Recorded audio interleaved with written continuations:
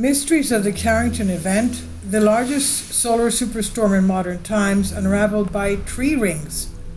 Helsinki, Finland. In the annals of astronomy, few events have captured the imagination quite like the super solar storm, the Carrington event of 1859. Named after amateur astronomer Richard Carrington, who first observed it, this solar superstorm sent shockwaves through the scientific community and left a lasting impact on our understanding of the sun's power. A March 2024 study by an international team of researchers shed new light on this cosmic cataclysm, revealing unexpected clues hidden in the most unlikely places, the rings of ancient trees.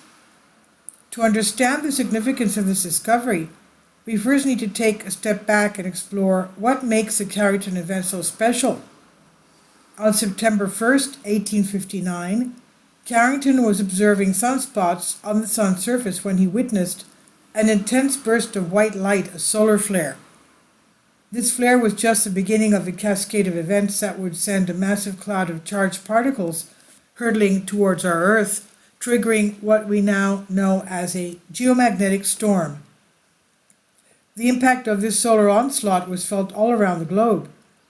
Auroras, typically confined to polar regions, were seen as far south as Cuba and Hawaii. Telegraph systems went haywire, with operators reporting receiving electric shocks and seeing sparks fly from their equipment. Some even claimed that they could send messages without connecting their batteries, powered solely by the storm-induced currents surging through the wires. In the 164 years since the Carrington event, scientists have been piecing together the puzzles of what exactly happened and how it might help us prepare for future solar storms. Enter Dr. Jonas Uusitalo and his colleagues, whose recent study published in Geophysical Research Letters adds an intriguing new piece to this cosmic mystery. Turning to radiocarbon for Carrington event answers, the key to their breakthrough lies in a curious quirk of nature, the way trees record the sun's activity in their annual growth rings.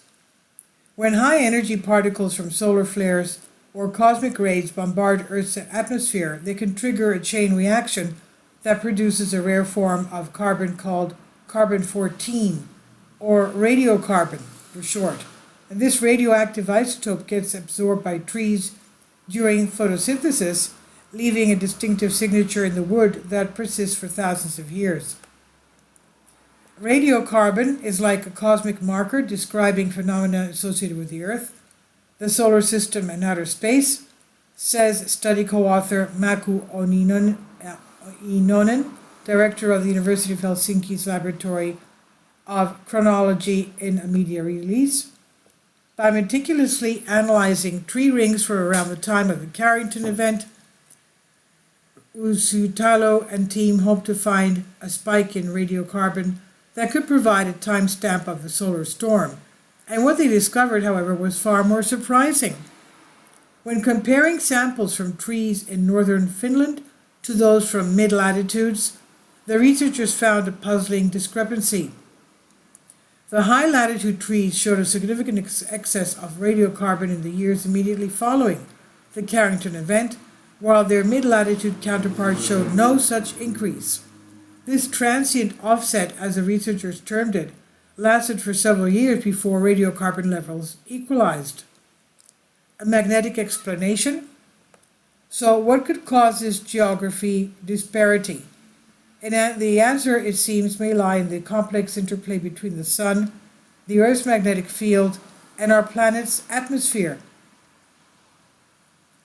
One hypothesis is that the Carrington event triggered a massive influx of radiocarbon-producing particles into the upper atmosphere over the poles, a region known as the stratosphere. And from there, the radiocarbon-rich air slowly trickled down into the lower atmosphere, where it could be absorbed by the trees. This process, known as stratosphere-troposphere exchange, STE, is thought to occur more rapidly at higher altitudes, which could explain why the Finnish trees showed an earlier and more pronounced radiocarbon spike. Intriguingly, this is not the first time such a latitude-dependent radiocarbon signal has been detected, similar patterns were observed in tree rings dating back to two other massive solar storms in 774 AD and 993 AD. This suggests that the Carrington event, for all its historical significance, may have been just one in a series of extreme solar events that left their mark on our planet's carbon cycle. But the story does not end there. When Usitalo and his colleagues tried to replicate their findings using state-of-the-art computer models of atmospheric radiocarbon transport, they hit a snag. The models could not accurately reproduce the observed high-latitude radiocarbon excess, indicating that there may be gaps in our understanding of how radiocarbon moves through the atmosphere, especially in the polar regions.